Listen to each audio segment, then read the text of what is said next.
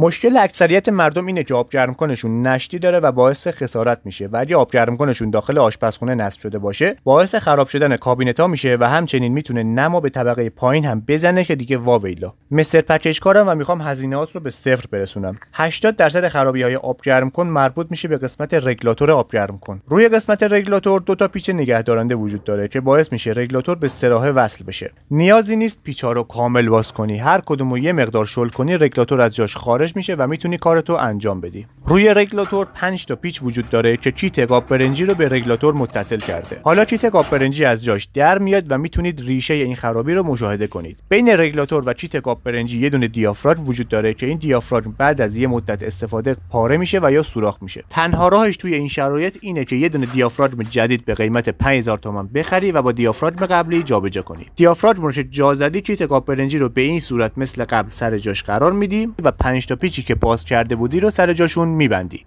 یه رازی بهتون بگم که باعث میشه فشار آب گرم کنتون زیاد بشه و دیگه این خرابی براتون پیش نیاد. اول آب ورودی رو قطع کنید و بعدش بیایید قسمت پشت رگولاتور این مهره برنجی رو باز کنید. یه دونه صافی وجود داره و اگه نداش خودتون براش بذارید. این صافی به مرور زمان پر از آشغال میشه و هم فشار آب و شعله‌تون کم میشه و هم باعث خرابی آب گرم کنتون میشه. صافی رو حسابی تمیز کنید که مثل روز اول بشه. بعد از اینکه شستیش سر جاش دوباره میبندید. رگولاتور رو دوباره سر جاش قرار میدیم و دو تا پیچ نگهدارنده رو مجدد محکم سر جاش میبندیم. بعد از روشن شدن شمعش آب گرم کن روشن میکنیم. حالا شعله با بیشترین میزان خودش شروع به کار میکنه و خبری از خاموش شدنش نیست. همچنین هیچ نشتی هم دیگه مشاهده نمیشه و تقریبا آب گرم کنت رو سرویس کامل انجام دادیم.